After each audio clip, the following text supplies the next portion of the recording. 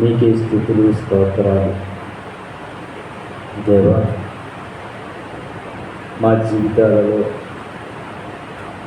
ఏ యోగ్యత లేనప్పటికీ ఎందుకు పనికిరానటువంటి జీవితాలు కలిగినటువంటి మమ్మల్ని ఈ లోకంలో అన్నీ ఉన్నా మీరు లేకపోతే మా జీవితం అంతా కూడా శూన్యము అని తెలుసుకొని మిమ్మల్ని ఆశ్రయించి మీ పట్ల విశ్వాసం కొనసాగిస్తూ మీ కొరకు నమ్మకంగా బ్రతకాలనే ఆలోచన కలిగి మీ సన్నిధికి చేరొచ్చినటువంటి మమ్మల్ని జ్ఞాపకం చేసుకుంటూ దేవా, ఇదిగో తండ్రి, ఈ యొక్క పునరుద్ధరణ దినాన మీ పాదాల చెంత చేరి ఇప్పటి వరకు ఆరాధనలో భాగంగా పాటలు పాడి మిమ్మల్ని మహింపరుచుకోవడానికి మీరు సహాయం అనుగ్రహించారు. మీకు స్తోత్రాలు, స్తుతులు. మరి సమయంలో మీ విలువైనటువంటి మాటలు మేము ధ్యానించకూర్చుండగా కొద్ది నిమిషాలు మాతో మీరే ఉండండి. నేను మాట్లాడుతున్నా మేము ధ్యానిస్తున్నటువంటి ప్రతి మాట మా హృదయాల్లో హత్తుకునే విధంగా, ఆ మాటల ద్వారా బలపరచబడే విధంగా, మీ మాటల ద్వారా హెచ్చరించబడే విధంగా, మీ మాటల్ని విని మా బ్రతుకుల్ని మార్చుకోవడానికి మీరే సహాయం అనుగ్రహించమని ప్రార్థన చేస్తున్నాం. తండ్రి, ఆత్మ సహాయంతో నడిపించండి. వింటున్నటువంటి మీ పిల్లలు ప్రతి మాటను జాగ్రత్తగా పరిశీలించి వారి యొక్క బ్రతుకు దినాల్లో ఈ మాటల ప్రకారంగా బ్రతకడానికి, బ్రతుకుల్ని మార్చుకోవడానికి, జీవితాన్ని సరిచేసుకోవడానికి మీరే సహాయం అనుగ్రహించమని ప్రార్థన చేస్తున్నాం. తండ్రి, మీ మాటలు మమ్మల్ని హెచ్చరిస్తున్నప్పుడు, మీ మాటలు మాతో గర్తిస్తున్నప్పుడు ఆ మాటలకు విధేయతను చూపించగలిగి మనస్సును మాకు అనుగ్రహించమని, మీ మాటల ద్వారా మా కుటుంబాలను, మా సంఘాన్ని, మా చుట్టుపక్కల ఉన్నటువంటి వారందరినీ మీకు మాదిరి కలిగినటువంటి జీవితాన్ని చూపించగలిగే విధంగా మా బ్రతుకులు మర్చుకోవడానికి సహాయం అనుగ్రహించమని యేసుక్రీస్తు వారి పవిత్రమైనటువంటి నామంలో ప్రార్థన అడిగి వేడుకుంటున్నాను తండ్రి. ఆమేన్.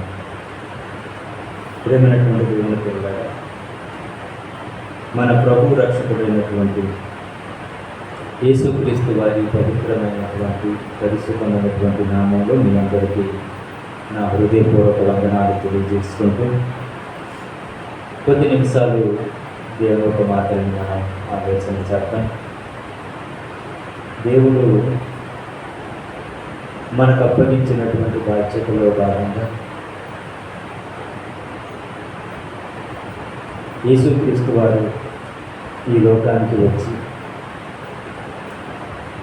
సువార్తను ప్రకటించి శిష్యులతో మనతో చెప్పినటువంటి మాట మనందరికీ వర్తించే మాట. సర్వలోకానికి వెళ్ళండి, సర్వ సృష్టికి సువార్తను ప్రకటించండి. కాబట్టి సమస్త జనులను శిష్యులుగా చేయండి. నమ్మి బాప్తిసం పొందినటువంటి వారు రక్షించబడతారు, నమ్మనటువంటి వారికి శిక్ష విధింపబడుతుంది అని ప్రభునటువంటి యేసుక్రీస్తు వారు చెప్పినటువంటి మాటలను ఆధారంగా చేసుకొని మొదటి శతాబ్దంలో ఉంటున్నటువంటి క్రైస్తవులు లేక మొదటి శతాబ్దంలో ఉంటున్నటువంటి శిష్యులు పెంతెకొస్తు పండగ దినాన ఒక చోట కూర్చొని ఉండగా బలమైనటువంటి గాలి లాంటిది, అగ్ని నాలికలు విభాగింపబడి వారి మీదికి పరిశుద్ధాత్మ వచ్చినప్పుడు, వారికి వాక్శక్తి అనుగ్రహించినప్పుడు అన్య భాషలు మాట్లాడటం అనేది జరిగింది. ఇది సంఘం ప్రారంభించడానికి, సంఘ ప్రారంభంలో మొట్టమొదటిగా అపోస్తలుల ద్వారా లేక శిష్యుల ద్వారా జరిగినటువంటి గొప్ప కార్యం.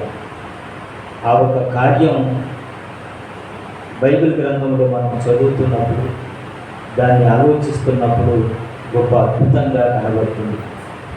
ఎంత అద్భుతంగా ఉంది అంటే, దేవుడు వాక్శక్తి అనుగ్రహించినప్పుడు యెరూషలేములో అనేక ప్రాంతాల నుండి దేవుణ్ణి ఆరాధించడానికి వచ్చినటువంటి జనాంగం, దేవుణ్ణి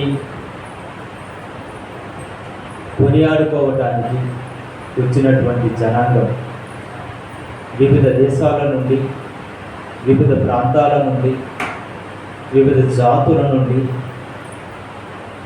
వివిధమైనటువంటి భాషలు మాట్లాడుతున్నటువంటి వారందరూ కూడా యెరూషలేముకు రావడం జరిగింది. ఆ యెరూషలేముకు వచ్చినప్పుడు అక్కడ దేవుడు చేసినటువంటి గొప్ప కార్యం ఏంటంటే, అనేక భాష పాండిత్యం కలిగినటువంటి వారు, వివిధమైనటువంటి ప్రాంతాల్లో ఉంటున్నటువంటి వారు, వివిధ భాషలు కలిగినటువంటి వారు ఆ ఒక దేవుణ్ణి ఆరాధించడానికి వచ్చినప్పుడు పెంతెకోస్తు పండగ రోజున జరిగినటువంటి గొప్ప అద్భుతం మనందరికీ తెలుసు. అక్కడ పేతురు గారికి పరిశుద్ధాత్మ వాక్శక్తి అనుగ్రహించినప్పుడు పేతురు గారు మాట్లాడుతున్నటువంటి మాటలు అక్కడ వచ్చినటువంటి అనేకమైనటువంటి జనాంగాలకు వారి వారి స్వభాషలో వారికి వినిపించటము గొప్ప అద్భుతం. అంటే అన్య భాషలు అనగానే మనకు తెలియనటువంటి భాష, మనకు రానటువంటి భాష. అలాంటి భాష కలిగినటువంటి వారు అనేక మంది అక్కడ ఉన్నారు. అలా ఉంటున్నటువంటి క్రమంలో పేతురు గారు తన స్వభాషతో మాట్లాడుతున్నారు, తనకు తెలిసినటువంటి భాషతో మాట్లాడుతున్నారు. ఆ తెలిసినటువంటి భాషతో పేతురు గారు మాట్లాడుతుంటే అక్కడ యెరూషలేములో ఉంటున్నటువంటి అనేక మంది ప్రజలకు, ఆ ఒక యెరూషలేము దేవాలయంలో దేవుణ్ణి ఆరాధించడానికి వచ్చినటువంటి అనేక జాతుల వారికి లేక అనేక భాషలు కలిగినటువంటి వారికి వారి వారి స్వభాషలో అది వినపడటం అనేది ఒక గొప్ప అద్భుతం. అంటే మీకు అర్థమవటానికి, నేను తెలుగులో మాట్లాడుతుంటే ఒకవేళ మీకు హిందీ వచ్చి ఉంటే అది హిందీలో మీకు ఆ మాటలు అర్థమవుతుంటుంది. మీకు ఇంగ్లీష్ వచ్చి ఉంటే నేను తెలుగులో మాట్లాడుతుంటే మీకు ఇంగ్లీష్లో అర్థమవుతుంటాయి. లేక అనేకమైనటువంటి భాషలు ఉన్నాయి. సుమారుగా మరి ఒక 6,000 పైచిలుకు భాషలు ఉన్నాయి. ఇప్పుడైతే ఆనాటి కాలంలో ఆయా ప్రాంతాల్లో ఉంటున్నటువంటి వారికి వందల్లో భాషలు ఉంటున్నప్పటికీ, భాషకి లిపి లేనటువంటి పరిస్థితుల్లో ఉంటున్నప్పటికీ వారి యొక్క భాషల్లో అది వినిపించడం ఆశ్చర్యం. అందుకనే వారు ఒక ఆశ్చర్యకరమైనటువంటి మాటను చెప్తారు. ఏంటి, పేతురు గారు వారికి తెలిసినటువంటి భాషతో ఆయన మాట్లాడుతున్నప్పుడు మనకు మన భాషలో వినపడుతుంది ఏంటి, మన భాషలో మనకు అర్థమవుతుంది ఏంటి అని వారు ఆశ్చర్యపడినటువంటి సందర్భం. అలాంటి పెంతెకోస్తు పండగ దినాన ప్రారంభమైనటువంటి సంఘం, అప్పుడే సంఘం అనేది ప్రారంభించబడింది. ఆ సంఘ ప్రారంభం మొదలుకొని అప్పుడు పేతురు గారి ప్రసంగంలో లేక పేతురు గారి యొక్క సువార్త పరిచర్యలో మొట్టమొదటిసారిగా 3,000 మంది మారడం జరిగింది. మొట్టమొదటిసారిగా ఎంతమంది మారారండి? 3,000 మంది మారారు. అంటే మొట్టమొదటి ప్రసంగంలో లేక మొట్టమొదటి ఆ సువార్త ప్రసంగంలో మరి మారినటువంటి జనాంగము యూదులు 3,000 మంది ఉన్నారు. ఆ తర్వాత మళ్ళీ సువార్త ప్రకటించుకుంటూ వెళ్తున్నటువంటి క్రమంలో మళ్ళీ అక్కడ మారినటువంటి జనాంగము లేక యేసుక్రీస్తు వారి పట్ల విశ్వాసం ఉంచినటువంటి జనాంగము 5,000 మంది. మొదటిగా 3,000 మంది, తర్వాత 5,000 మంది. ఈ యొక్క 5,000 మందిలో పురుషులు మాత్రమే 5,000 మంది. పురుషులు మాత్రమే 5,000 మంది. స్త్రీలు ఎంతమంది అక్కడ వ్రాయబడలేదు. ఆ తర్వాత మరి ఇంకా సువార్త ప్రకటించుకొని వెళ్తున్నప్పుడు ఇంకా అక్కడ సంఖ్య రాయలేదు, కానీ బహుగా విస్తరించారు లేక బహుగా విశ్వసించారు అని అక్కడ రాయబడింది. అపోస్తల కార్యంలో మనం చూస్తున్నప్పుడు ప్రేమైనటువంటి దేవుని పిల్లారా, ఇలా మొదటి శతాబ్దంలో సువార్త ప్రకటిస్తున్నప్పుడు వేల కొద్దిగా మరి యేసుక్రీస్తు వారిని విశ్వసించడం అనేది జరిగింది. ఆ మొదటి శతాబ్దంలో ఉంటున్నటువంటి శిష్యులు లేక మొదటి శతాబ్దంలో ఉంటున్నటువంటి అపోస్తలులు, వాళ్ళతో పాటు అనేక మంది శిష్యులు ఉన్నారు. ఆ శిష్యులు సువార్తను ప్రకటిస్తున్నటువంటి క్రమంలో ఆ ఒక్క శిష్యులలో అనేక మంది జీవితాలు మనకు మాదిరిగా కనబడుతుంటాయి. అనేక మంది జీవితాలు మనకు మాదిరిగా కనబడుతుంటాయి. అలాంటి మాదిరికరమైనటువంటి జీవితాన్ని కొనసాగించినటువంటి ఒక వ్యక్తి గురించి ఈరోజు మనం ఆలోచన చేద్దాం. మనందరికీ తెలుసు, అపోస్తలుడైనటువంటి పౌలు గారు ఆయనతో పాటుగా కలిసి పరిచర్య చేసినటువంటి బర్నబా గురించి మనందరికీ తెలుసు. బర్నబా గురించి మనం కొన్ని విషయాలు నేర్చుకుందాం. ఎందుకంటే మొదటి శతాబ్దంలో వారు చేసినటువంటి పరిచర్య, వారు చేసినటువంటి త్యాగము, వారు చేసినటువంటి మాదిరి జీవితాలు, వారు చూపించినటువంటి మాదిరి జీవితాలు ఈరోజు మనకు మాదిరి కావాలి, మనం నేర్చుకోవాలి. వాళ్ళని ఆదర్శంగా మనం తీసుకొని కొన్ని విషయాలు మనం నేర్చుకోవాలి. అందులో ప్రాముఖ్యంగా అపోస్తల కార్యాన్ని మొదటిగా మనం తెలుద్దాం. బైబిల్ గ్రంథంలో నుండి అపోస్తల కార్యము 4వ అధ్యాయము అపోస్తల కార్యము 4వ అధ్యాయము 36వ వచనాన్ని ఒకసారి చదువుదాం. మనం అపోస్తల కార్యము 4వ అధ్యాయము అపోస్తల కార్యము 4వ అధ్యాయము 36వ వచనాన్ని చదువుతున్నారు. కుప్రలో పుట్టిన, కుప్ర అనేది ఒక దీవికి సంబంధించినటువంటి ప్రాంతంగా దాన్ని మనం చూడగలం. కుప్రలో పుట్టినటువంటి లేవీయుడకు యోసేపు అంటారు. అంటే లేవీ గోత్రం గురించి మనందరికీ తెలుసు. లేవీయులు ఏం చేస్తారంటే, లేవీ గోత్రానికి సంబంధించినటువంటి వారు యాజకత్వం చేస్తారు, యాజకులుగా వారు కొనసాగుతుంటారు. ఆ లేవీ గోత్రానికి సంబంధించినటువంటి వారులో యోసేపు అనే ఒక వ్యక్తి ఉన్నాడట. ఇతనికి అపోస్తలులకు హెచ్చరిక పుత్రుడు అని అర్థమిచ్చు బర్నబా అను పేరు పెట్టి ఉండేది. మొదటి శతాబ్దంలో అపోస్తలులతో పాటు శిష్యులుగా ఉంటున్నటువంటి అనేక మందిలో ఒక ఆయన పేరేంటంటే మొదటగా యోసేపు. ఆయన పేరేంటంటే యోసేపు అనగానే దాని అర్థం ఏంటంటే దేవుడు చేర్చును. యోసేపు అనే పేరుకి ఒక అర్థం ఉంది. దాని అర్థం ఏంటంటే దేవుడు చేర్చును లేక దేవుడు వృద్ధి చెయ్యను. యోసేపు అనే పేరుకి అర్థం ఏంటంటే దేవుడు చేర్చును లేక దేవుడు వృద్ధి చెయ్యను. అలాంటి పేరు కలిగినటువంటి ఆయన ఉన్నాడట. ఆయన పేరు యోసేపు అంటున్నారు. ఆయనకి ఇంకొక అర్థాన్నిచ్చే పేరు పెట్టడం జరుగుతుంది. అంటే ఒక వ్యక్తి జీవితంలో ఆ వ్యక్తి యొక్క బ్రతుకును బట్టి లేక ఆ వ్యక్తి యొక్క గుణాన్ని బట్టి, ఆ వ్యక్తి యొక్క సేవా దృక్పథాన్ని బట్టి లేక ఆ వ్యక్తి ప్రజల పట్ల చూపిస్తున్నటువంటి కొన్ని ఆదరణకరమైనటువంటి జీవిత విధానాన్ని బట్టి అమ్మారండి రావచ్చు.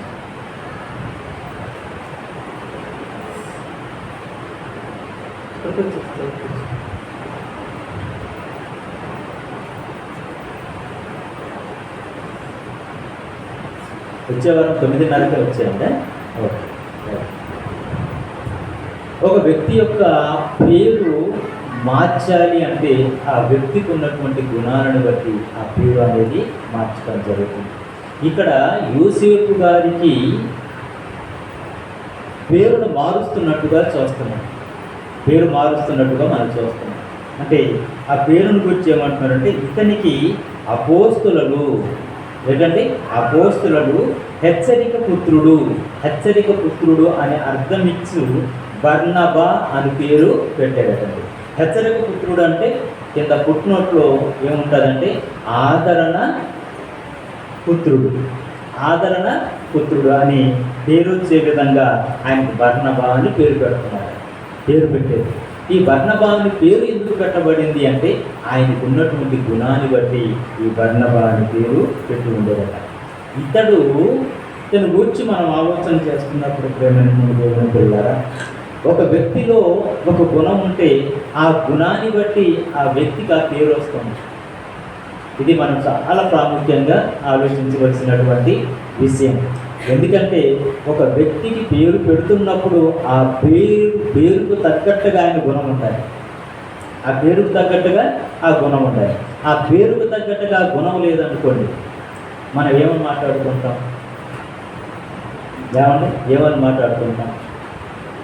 అంటే నీ పేరుకు తగ్గట్టుగా నీ బ్రతుకు లేదు అని చెప్తుంటాం కదండి. నీ పేరుకు తగ్గట్టుగా బ్రతుకు లేదు.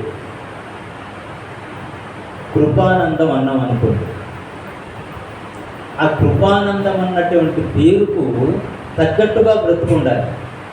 ఎదుటి వ్యక్తుల పట్ల ఆయన ఏం చూపించే వ్యక్తిగా ఉండాలి? కృప చూపించే వ్యక్తిగా ఉండాలి. ఆ కృప లేకుండా ఒక క్రూరుడుగా కనబడుతున్నాడు అనుకోండి, అప్పుడు ఏమని మాట్లాడుకుంటాం మనం అంటే ఆయన పేరుకు తగ్గట్టుగా ఆయన బ్రతుకు లేదు, ఆయన పేరుకు తగ్గట్టుగా ఆయన బ్రతకటం లేదు అని మనం మాట్లాడుకుంటాం. కానీ ఇక్కడ బర్నబా గురించి మనం ఆలోచన చేస్తున్నప్పుడు అండి ఆయన పేరుకు తగ్గట్టుగా ఆయన బ్రతుకు కనబడుతుంది. ఆయన పేరుకు తగ్గట్టుగా ఆయన బ్రతుకు కనబడుతుంది.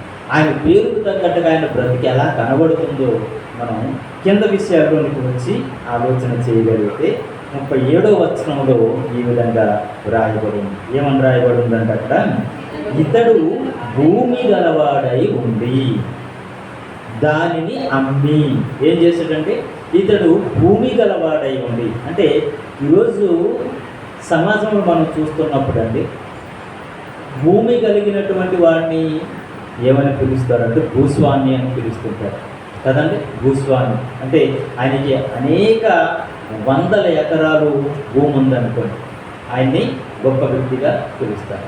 అలా భూమి కలిగినటువంటి వ్యక్తి ఏం చేయాలి అనుకుంటాడు? సమాజంలో మనం చూస్తున్నప్పుడు అండి ఒక భూమి కలిగినటువంటి వ్యక్తి ఏం చేయాలి అనుకుంటాడంటే ఆ భూమి ద్వారా సంపాదించుకోవాలి అనుకుంటాడు. మనం ఒక ఎకరం పొలం కొన్నాం అనుకోండి, ఆ ఎకరం పొలం ద్వారా మనం ఏం చేయాలనుకుంటాం? ఏమంటే ఆ ఎకరం పొలం ద్వారా మనం డబ్బులు సంపాదించాలి అనుకుంటాం. లేక ఆ ఎకరం పొలం ద్వారా మరొక ఎకరాన్ని మనం కొనాలి అనుకుంటాం. లేక ఆ ఎకరం పొలము మనం ఒక బిల్డర్కి ఇచ్చి లేకపోతే ఒక రియల్ ఎస్టేట్ వ్యాపారం చేస్తున్నటువంటి వానికి ఇచ్చి ఏం చేస్తాం? దాని మీద వ్యాపారం మనం చేస్తాం. ఎందుకంటే ఆ ఎకరం భూమిలో అక్కడ ఒక అపార్ట్మెంట్ కట్టారు అనుకోండి, ఒక 5 అంతస్తులో ఒక 6 అంతస్తులో ఒక 7 అంతస్తులో అపార్ట్మెంట్ కట్టారు అనుకోండి, ఎన్ని హౌసెస్ అక్కడికి వచ్చేస్తాయి? ఎన్ని హౌసెస్ వస్తాయి? ట్రిపుల్ బెడ్రూమ్స్ కట్టినా సరే ఆ ఎకరం ఒక భూమిలో ఏమంటే చాలా డబ్బు వచ్చేస్తుంది మనకి. ఇప్పుడు లెక్కల్లో మనం చూస్తున్నప్పుడు అండి ఒక్కొక్క ప్లాట్ని మనం చూస్తున్నప్పుడు లేక 50 లక్షలకు పైచిలికే ఉంటుంటారు. తక్కువ ఆలోచించుకొని అంటే ఆ ఉంటున్నటువంటి ఏరియాని బట్టి అంత ఖరీదు అనేది ఉంటుంటారు. అంటే అందులో ఒక 10 ప్లాట్లు ఉన్నాయనుకోండి, ఎంత డబ్బు వచ్చేస్తుంది? అది ఒక బిల్డర్కి మనం ఇచ్చేసిన వారికి ఒక 2 ప్లాట్లు ఇస్తూ ఏమంటే అంటే ఒక ₹1 కోటి ఆయనకి వచ్చేస్తుంది. ఆ ₹1,00,00,000 డబ్బును బ్యాంకులో వేసుకుంటే కష్టపడకుండా ఇంట్రెస్ట్ వస్తే ఆ ఇంట్రెస్ట్తో చక్కగా బ్రతికేయచ్చు కదా. ఇంకా ఆ ₹1,00,00,000 డబ్బులు పెరుగుతూనే ఉంటుంది తప్ప అది తరగదు. భూమి ఉన్నటువంటి వారి పరిస్థితి అంటే ఇక్కడ బర్నబాబు గారి గురించి మనం ఆలోచన చేస్తున్నప్పుడు ఈయన భూమి కలిగినటువంటి వాడు, అంటే ఈయన ఒక గొప్ప ధనవంతుడు అని చెప్పుకోవచ్చు. మనం భూమి కలిగినటువంటి వ్యక్తి ఎవరంటే ధనవంతుడే కదండి. ఆయనకి భూమి ఉంటే రోజులు పెరుగుతున్న కొలది భూమికి విలువ పెరుగుతూనే ఉంటుంది. ఆ విలువ ఎంత అనేది మనకు తెలియదు, కానీ విలువ అనేది పెరుగుతూనే ఉంటుంది. అలాంటి భూమి కలిగినటువంటి బర్నబ గారి గురించి మాట్లాడుతూ ఇతడు భూమి గలవాడై ఉండి దాన్ని అమ్మేసాడటండి. ఎందుకు అమ్మేశాడు?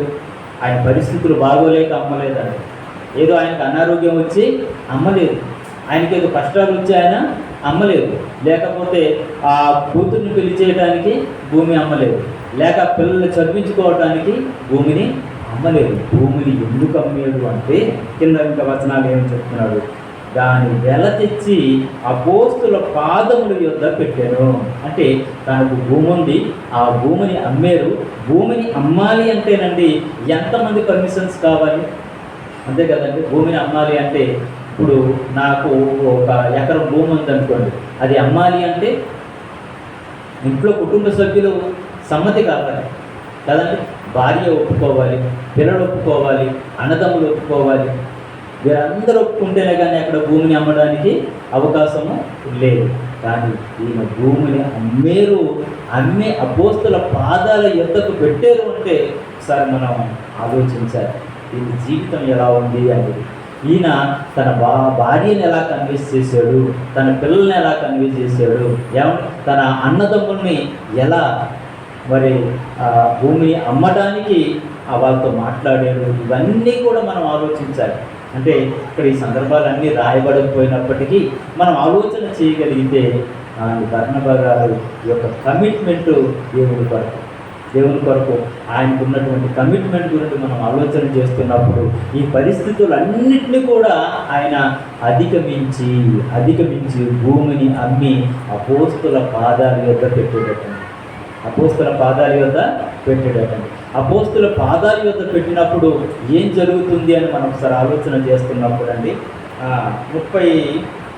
34వ వచనాన్ని ఒకసారి మనం ఆలోచన చేసినప్పుడు, భూములైనను ఇండ్లైనను కలిగిన వారందరూ వాటిని అమ్మిన వాటి వెల తెచ్చి అపోస్తుల పాదముల యొద్ద పెట్టుచు వచ్చిరి. వారు ప్రతి వాని అక్కర కొలది పంచిపెట్టిరి గనుక వారిలో ఎవరికి నీ కొద్దువ లేకుండా పోయింది. అంటే ఈ మాటలు మనం చదువుతున్నప్పుడు మొదటి శతాబ్దంలో ఉంటున్నటువంటి సంఘం, మొదటి శతాబ్దంలో ఉంటున్నటువంటి శిష్యులు, మొదటి శతాబ్దంలో ఉంటున్నటువంటి అపోస్తుల గురించి మనం ఆలోచన చేస్తున్నప్పుడు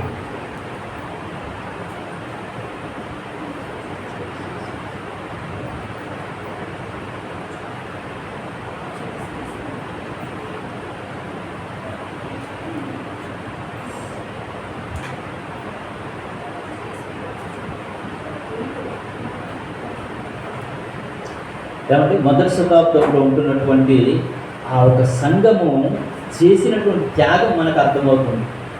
మొదటి శతాబ్దంలో ఉంటున్నటువంటి సంఘం చేసినటువంటి త్యాగం ఏంటో తెలుసండి. వారు ఉన్నటువంటి ఇళ్ళను అమ్మేశారట, వారికి ఉన్నటువంటి భూముల్ని కూడా అమ్మేశారట. భూముల్ని అమ్మి ఇళ్ళల్ని అమ్మి ఎక్కడ తీసుకుని వచ్చి పెట్టారటండి? అపోస్తుల పాదాల యొద్ద తీసుకుని పెట్టినప్పుడు ఈ అపోస్తులు ఏం చేశారంటే ఆ సంఘంలో ఉంటున్నటువంటి వారందరికీ ఎవరికి ఏలేమి ఉందో, ఎవరికి ఎటువంటి కొదువు ఉందో, ఎవరు ఎటువంటి సమస్యల్లో ఉన్నారో వారందరికీ వారి అక్కర కొలిది వారికి పంచిపెట్టారట. నిజంగా ఇలాంటి సంఘాలు ప్రపంచంలో కనబడతాయండి. ఒకసారి ఆలోచించండి. ఇలాంటి సంఘం ఒక్కటి ఉంటే చాలండి. మొదటి శతాబ్దంలో ఉంటున్నటువంటి సంఘంతో పోల్చి మనం మాట్లాడవచ్చు. ఏమంటే ఆ సంఘంలో ఉంటున్నటువంటి సభ్యులు, ఆ సంఘంలో ఉంటున్నటువంటి ఆ ఒక సంఘ కుటుంబాలు వారికి ఉన్నటువంటి ఆస్తులను అమ్మి ఆ ఒక సంఘ నాయకుడి దగ్గరికి తీసుకొని వచ్చి పెట్టి, ఇదిగో సంఘంలో ఎవరికి ఏ సమస్యలు ఉన్నాయో, ఏ బాధలు ఉందో, ఏ ఇబ్బందులు ఉన్నాయో వారందరికీ సమిష్టిగా అందరికీ సరిపోయే విధంగా పెట్టండి అని చెప్పగలిగే సంఘస్థులు ఎవరైనా ఉన్నారంటారా? అలాంటి సంఘము ప్రపంచంలో ఎక్కడైనా ఉందంటే ఏమండి కనిపించదేమో అనిపిస్తుంది.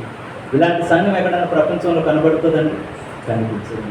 కానీ మొదటి శతాబ్దంలో ఇలాంటి సంఘం ఉందట. వారు ఏం చేశారటండి?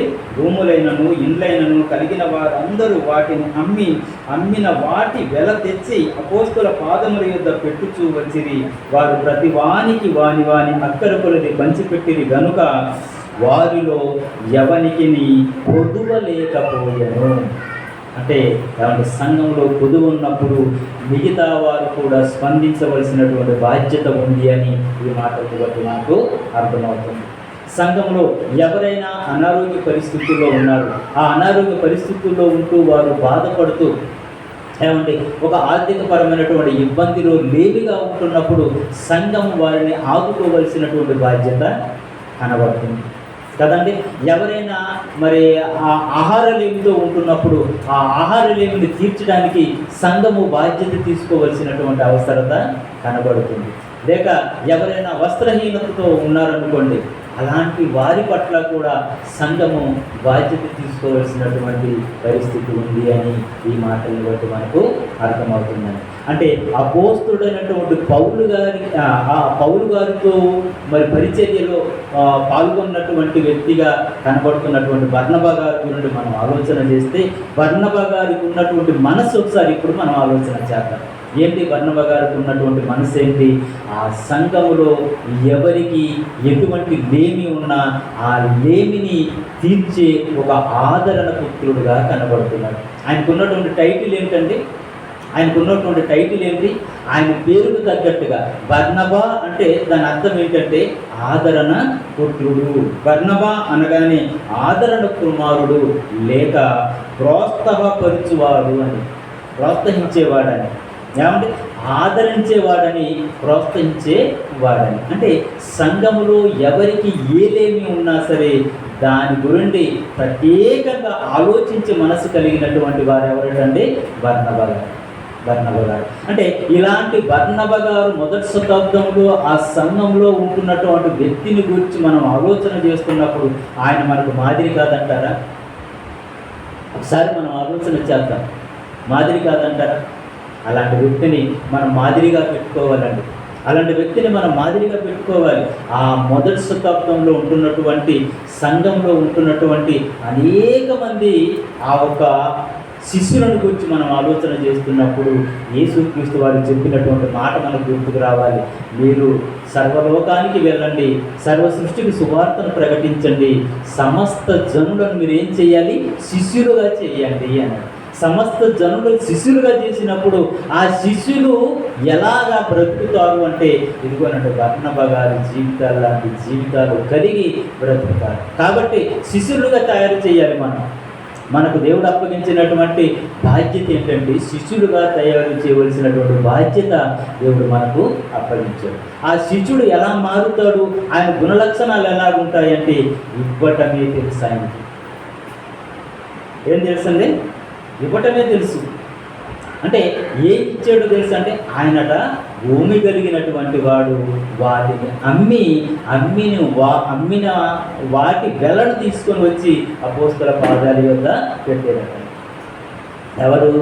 బర్నబా గారు. అందుకని ఆ బర్నబా అనే పేరుకు తగ్గట్టుగా ఆయనకి ఆదరణ పుత్రుడు లేక ప్రోత్సహించేవాడు అని ఆ ఒక పేరు కలిగింది. ఇంతకీ భూమి ఉన్నటువంటి వారు అమ్మి దేవుని పరిచర్య కొరకు వాడతారా, లేక తన సంపద దేవుని పరిచర్య కొరకు వాడతారా? అనేక మందిని శిష్యులుగా తయారు చేయడానికి వాడతారా? అనేక మందిని సువార్త ప్రకటించి దేవుని వైపుకు మళ్లించడానికి ఆ ఒక సంపదను వాడతారా? ఇంకేం చేస్తారా అంటే మొదటి శతాబ్దానికి పూర్వమే మనుషులు మనస్తత్వాలు ఎలా ఉన్నాయో ఒక వచనాన్ని మనం చూద్దాం. చూడండి. యెషయా గ్రంథాన్ని మనం ఒకసారి ఆలోచన చేయగలిగితే మనుషులకు మనస్తత్వం ఎలా ఉంది అంటే ఆ పరిచర్యకు వాడే విధంగా ఉందా, లేక మరో విధంగా మనుషుల మనస్తత్వాలు ఉన్నాయా అని మనకు అర్థం కావటానికి యెషయా గ్రంథము 5వ అధ్యాయము 8వ వచనాన్ని ఒకసారి మనం చదువుదాం. యెషయా గ్రంథము 5వ అధ్యాయము 8వ వచనాన్ని మనం చదవగలిగితే, స్థలము మిగలకుండా మీరు మాత్రమే దేశంలో నివసించినట్లు ఏంటంటే ఇంటికి ఇల్లు కలుపుకొని, అంటే ఒక ఇంటి ఉంటే ఒక ఇల్లు ఉంటే మనకు సరిపోదు. ఏమనుకుంటామంటే ఒక ఇల్లు ఉన్నటువంటి వారు రెండో ఇల్లు కట్టుకోవాలనుకుంటారు. చూడండి, కొంతమందికి చూడండి, ఎక్కడ వారు ఉంటే అక్కడ ఒక ఇల్లును కొనేస్తూ ఉంటుంటారు. ఈ ప్రాంతంలో ఉన్నప్పుడు ఇక్కడ ఒక ఇల్లు ఉండాలండి, ఆ ప్రాంతంలో ఉన్నప్పుడు అక్కడ ఒక ఇల్లు ఉండాలి, లేకపోతే ఇంటి పైన మరొక ఇంటిని వేసుకోవాలి, ఆ ఇంటి పైన ఇంకొక ఇంటిని వేసుకోవాలి. అంటే ఒక ఇల్లు అనేది ఎందుకు ఉంటుందండి మనిషికి? ఇల్లు ఎందుకు మనిషికి? ఇల్లు ఒక అవసరం ఏంటి? మనము నివసించడానికి. అంటే ఈ యొక్క ఎండాకాలం నుండి, వర్షాకాలం నుండి, ఆ ఒక శీతాకాలం నుండి, ఆ ఒక్క ప్రకృతి ద్వారా జరుగుతున్నటువంటి విపత్తులను మనం తప్పించబడుతూ కొంత అక్కడ నివాసం చేయడానికి మనకి ఇల్లు కావాలి. అంతే కదండి. ఇల్లు ఎందుకు కావాలి అంటే మనము నివాసం చేయడానికి. అందుకనే మనిషి జీవితంలో ఒకటి ఏంటంటే కూడు కావాలి, అంటే మనకు ఆహారం కావాలి, రెండవది వస్త్రం ఉంటే చాలు, మూడవది ఇల్లు ఉంటే చాలు. ఈ మూడు ఉంటే మనిషికి సరిపోతుంది.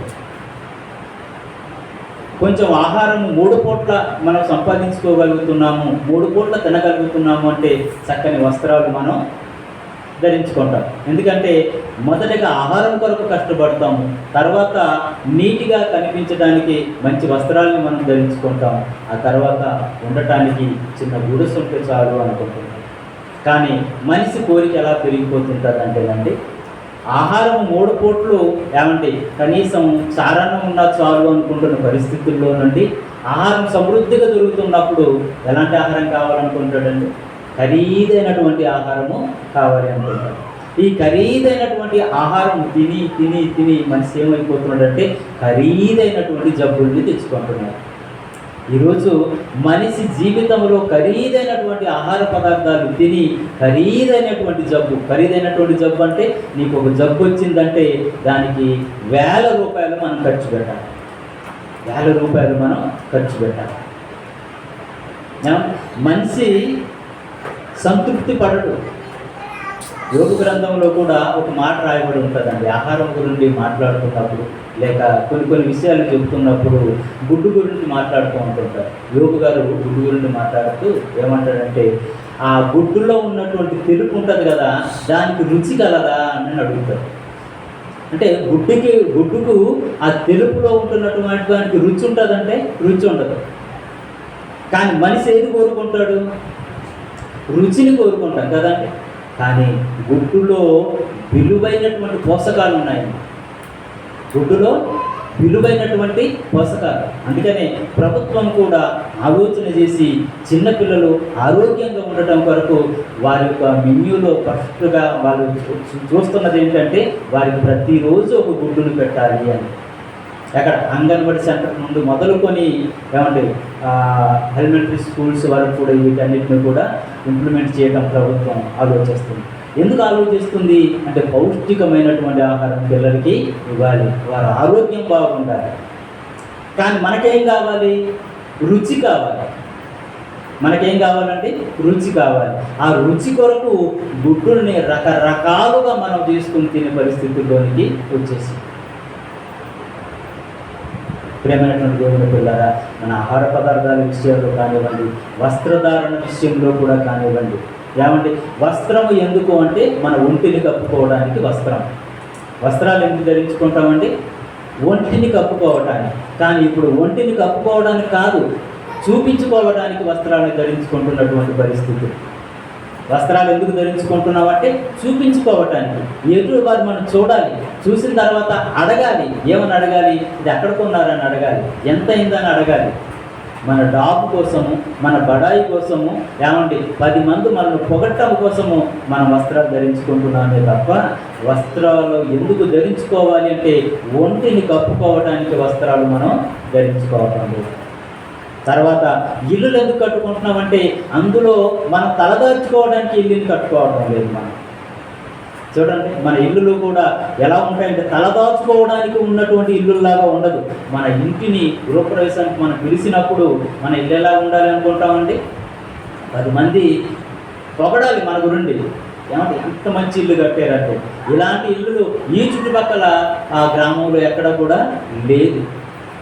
పొగడ్త కొరకు ఇల్లులు కట్టుకుంటున్నటువంటి పరిస్థితులు, పొగడ్తల కొరకు బట్టలు వేసుకుంటున్నటువంటి పరిస్థితులు, డాబు కొరకు ఆహారాన్ని తీసుకుంటున్నటువంటి పరిస్థితులు. అంతే కదండి. చాలా ఫంక్షన్స్లో మనం చూస్తుంటాం కదా, ఏమండి? చాలా ఫంక్షన్స్లో చూస్తుంటాం. ఆ ఫంక్షన్స్లో ఏమండి ఆహారం పెడుతున్నటువంటి ప్లేట్లో మనం చూస్తున్నప్పుడు స్వీట్సే ఒక 10-20 రకాలు ఉంటాయండి. అన్ని రకాల స్వీట్స్ చేసిన తర్వాత అందులో ఇంకా అనేకమైనటువంటివి పెడుతూ ఉంటుంటారు. ఆ తర్వాత భోజనం. ఇవన్నీ మనం తినడానికేనా? తినడానికి కాదు, పెట్టినటువంటి వాడు పొగడత కొరకు. అంటే పలానా వాళ్ళ దగ్గరికి పెళ్ళికి వెళ్ళామండి, ఎన్ని రకాల స్వీట్లు పెట్టారంటే తినడానికి కాదు, అది పడేయడానికే. ఎన్ని తినగలమండి స్వీట్స్? 1-2 కంటే ఎక్కువ మనం తినలేం. అది పడేయడానికి, వృధా చేయటానికి. వృధా చేసేటప్పుడు ఒక్కసారి మనం ఆలోచించాలండి. ఏ పదార్థమైన వృధా చేసే ముందు మనం ఆలోచించాలి. ప్రకృతిలోనండి దేవుడు మన కొరకు మరి పంటలు పండిస్తున్నటువంటి క్రమంలో మనం చూస్తున్నప్పుడు అంటే, పంటలు పండిస్తున్నటువంటి క్రమంలో దేవుడు భూమికి ఒక గుణం ఇచ్చాడు. ఏంటది? పండే గుణాన్ని ఇచ్చాడు. ఆ పండే గుణములో నుండి ఏమంటే అనేకమైనటువంటి ఆహార పదార్థాలు వస్తున్నాయి. ఈ ఆహార పదార్థాలు చూడండి, కొంతమంది ఆహారం తిన్నప్పుడు సగం అన్నం ప్లేట్లో ఉంటుంటుంది, తీసుకెళ్ళి పడేస్తూ ఉంటుంటారు. కానీ అది తయారు కావాలి అంటే మనిషి తయారు చేసుకోగలడండి. విత్తనం వేయగలడు, కానీ ఆ విత్తనానికి పండే గుణాన్ని మనిషి ఇవ్వగలడా? ఇవ్వలేదు. కానీ ఎంత ధనాన్ని, ఎంత ఆ ఒక ఆహార పదార్థాన్ని మనం వృధా చేసుకుంటున్నాం ఒకసారి ఆలోచన చేయండి. ఏమండి ఈరోజు వస్త్రాలు మనం కట్టుకుంటున్నామంటే దేవుడు ఒంటిని కప్పడానికి, వస్త్రాలు కట్టుకోవడానికి వస్త్రాలు ఇచ్చాడు. ఈ వస్త్రాలు ఎలా వస్తున్నాయి అంటే అండి, పత్తి నుండి వస్తుందని మనందరికీ తెలుసు. ఈ పత్తి ఎక్కడి నుండి వస్తుందండి? భూమిలో నుండి వస్తుంది కదా. భూమిలో నుండి వస్తుంది కదా. అంటే మనిషి అనుభవిస్తున్నది ప్రతీది కూడా భూముల నుండి వస్తుంది. కానీ అది దేవుడు ఎందుకు ఇచ్చాడో అని ఎవరు ఆలోచించట్లేదు, దాన్ని గొప్ప చేసుకోవడానికి ఆలోచిస్తున్నారు.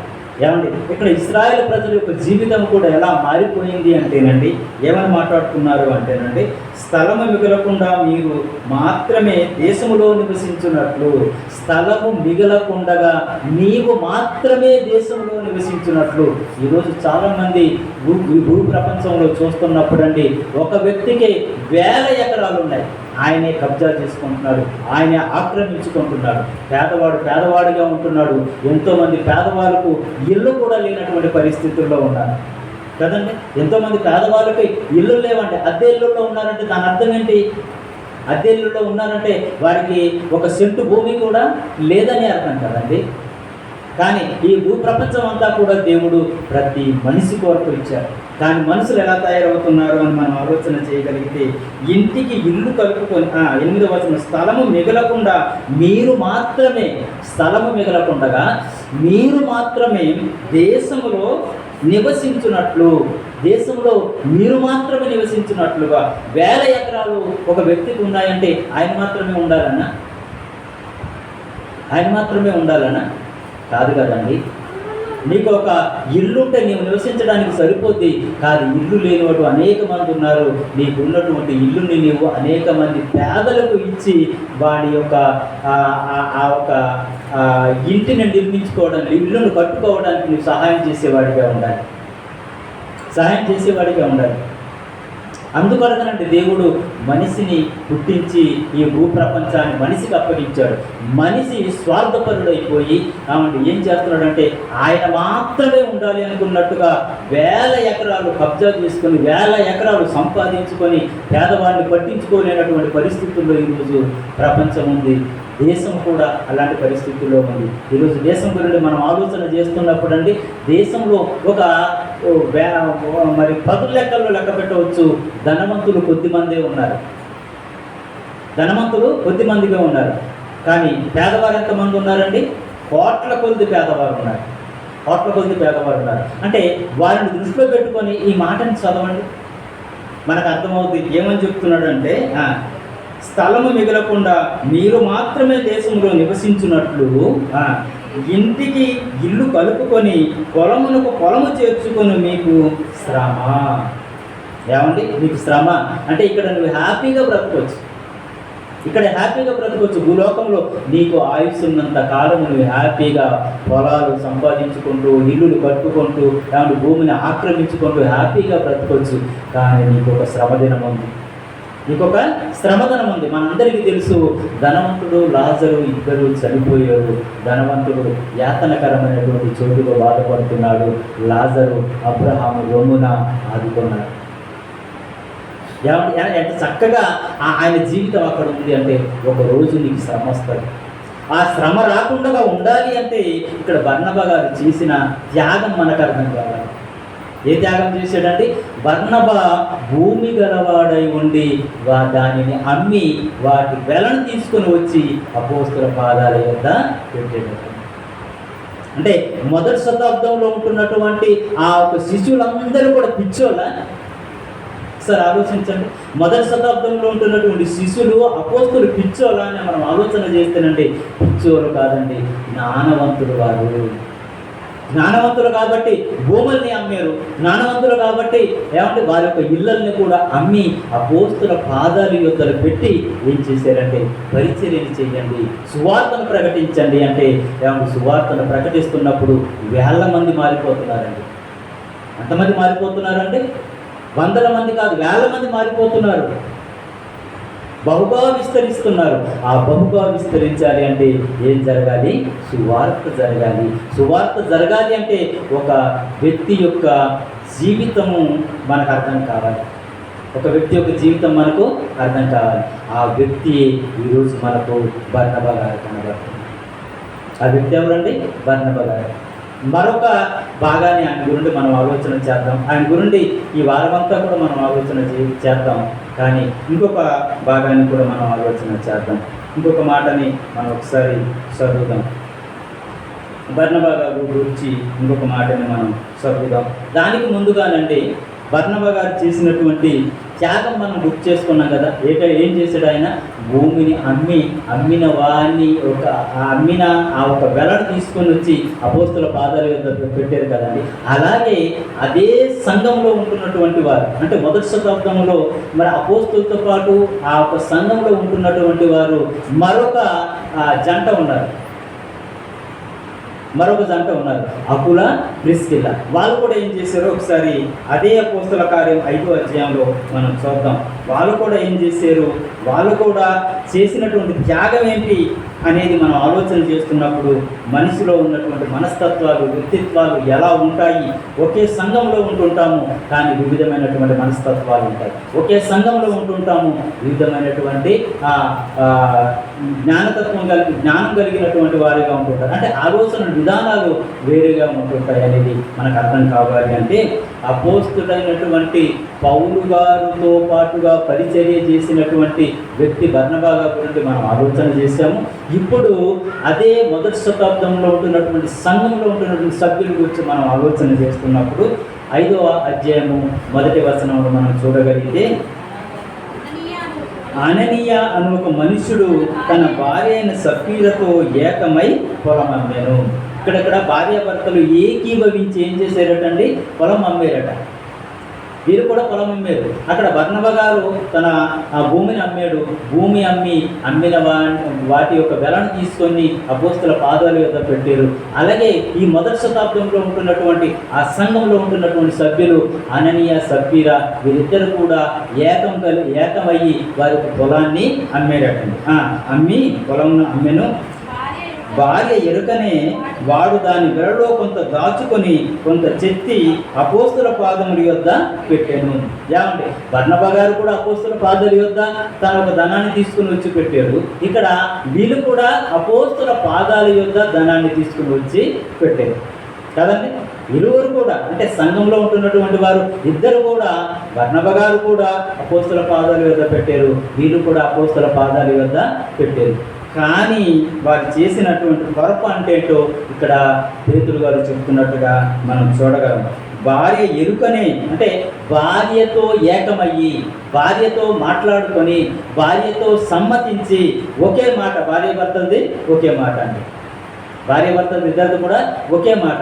ఏ మాట అది? వారు పొలం అమ్మారు కదా, అమ్మినటువంటి పొలం ఒక డబ్బుని తీసుకున్నారు. తీసుకున్న తర్వాత ఇంత డబ్బు మనం సంఘానికి ఇచ్చేయాలి, ఇంత డబ్బు మనం సంఘానికి ఇచ్చేయాలి. ఏమంటే కొంత డబ్బును మనం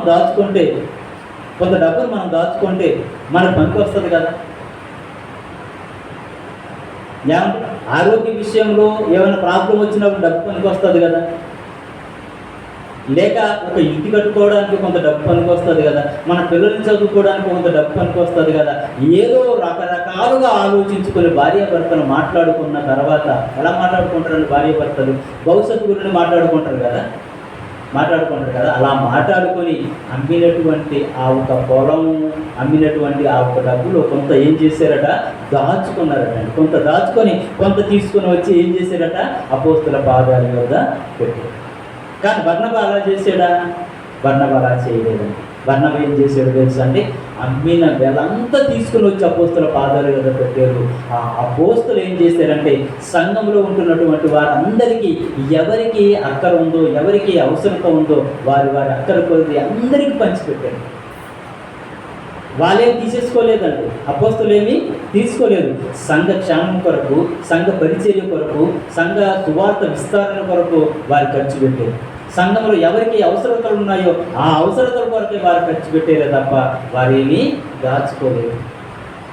కానీ వీళ్ళేం ఆలోచించారంటే మనం దాచుకుంటే మనకి ఏదైనా ఉపయోగపడుతుంది అని చెప్పేసి కొంత డబ్బుని దాచుకొని కొంత తీసుకొని అపోస్తుల పాదాల యొద్ద పెట్టారట. అప్పుడు పేతురు అననీయ నీ భూమి ఏంటండి, నీ భూమి వెలలో కొంత దాచుకొని పరిశుద్ధాత్మను మోసపుచ్చుటకు సాతాను ఎందుకు నీ హృదయమును ప్రేరేపించెను?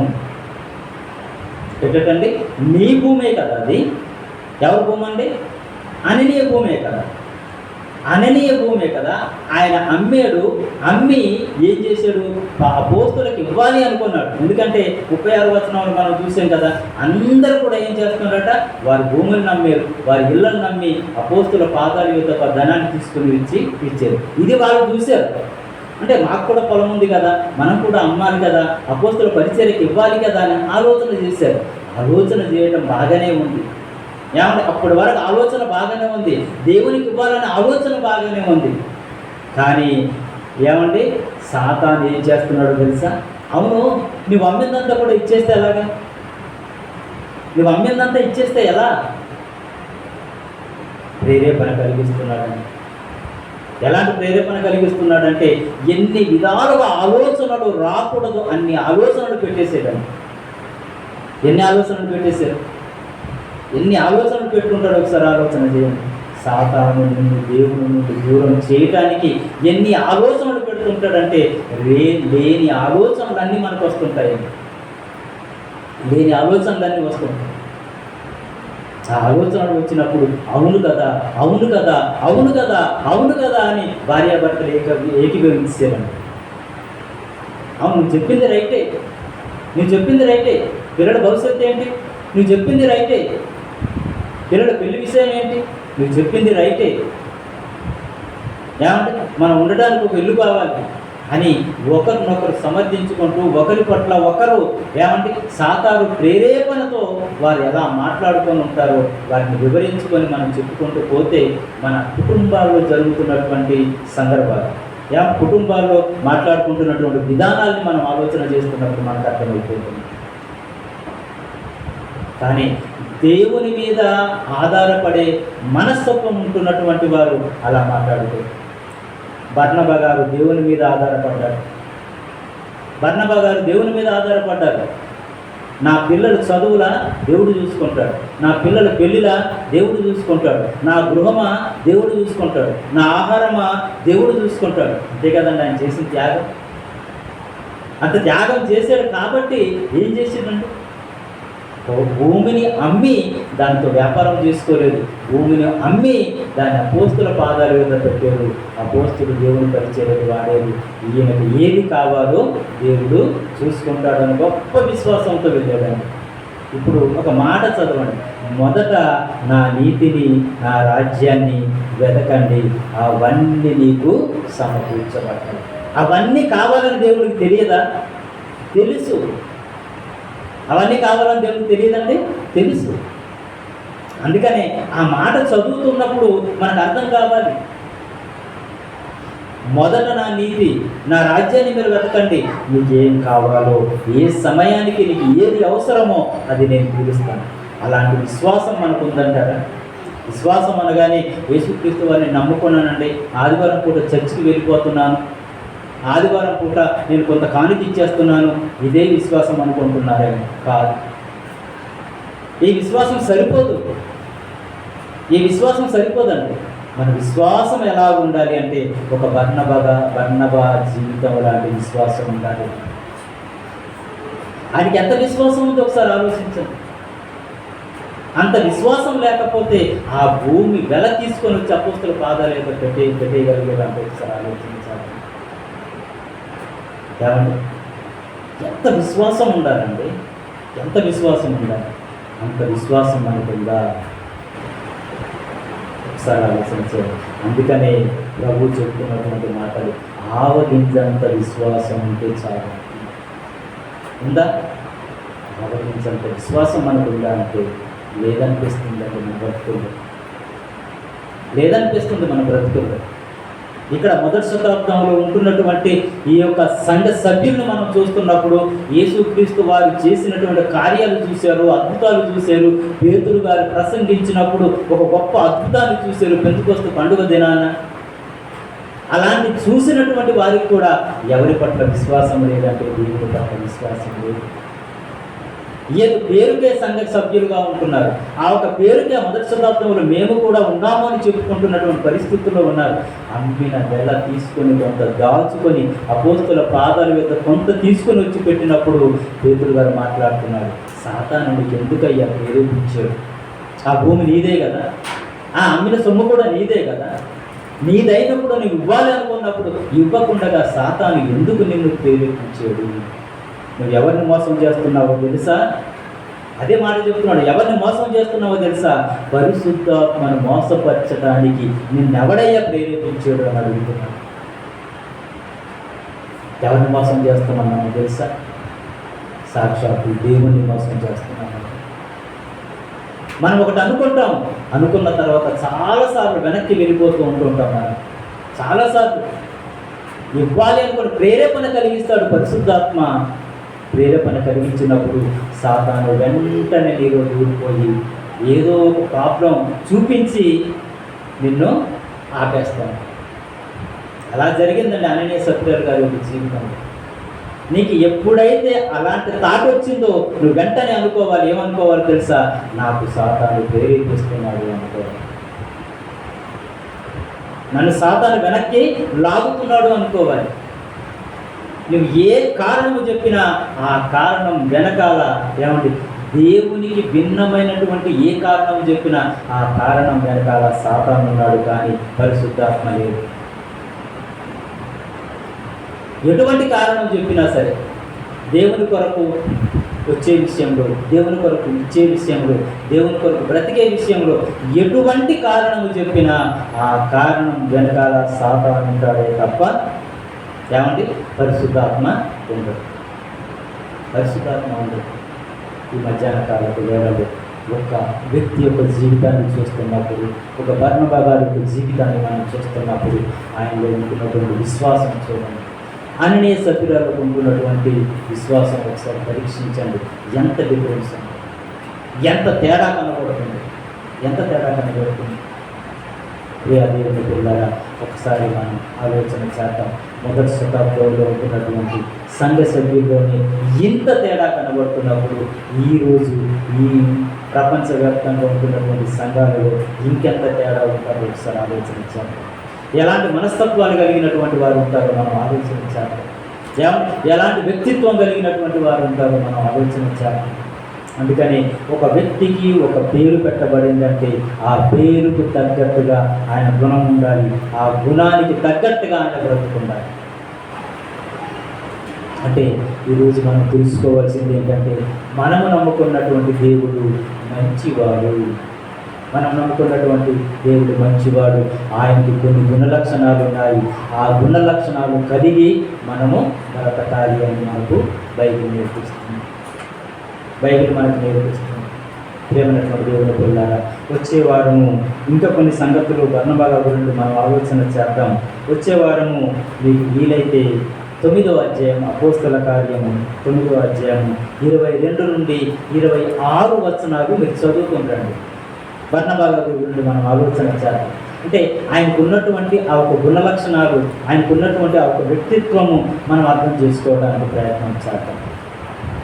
ఈ వారము మనము ఏక ఆలోచన చేసాము అంటే, అపోస్తల కార్యము 4వ అధ్యాయము 36వ వచనం నుండి 37వ వచనం వరకు ఆయన జీవితం గురించి, ఆయన బ్రతుకు గురించి కొంత అర్థం చేసుకున్నాం. వచ్చే వారం మీరు ఆలోచించవలసింది లేక మీరు చదువుకొని రావాల్సింది ఏంటి అంటే, మీకు ఇవ్వబడుతున్నటువంటి హోంవర్క్ ఏంటంటే 9వ అధ్యాయం అపోస్తల కార్యము 26వ వచనం నుండి 22వ వచనం నుండి 26వ వచనం వరకు మీరు చదువుకొని వస్తే దాని గురించి మనం వచ్చేవారం మాట్లాడుకుందాం. రైటండి, కళ్ళు మూసుకుందాం, ప్రార్థన చేసుకుందాం. మనం అందరం కూడా ప్రార్థనలో ఏకీభవిస్తాం.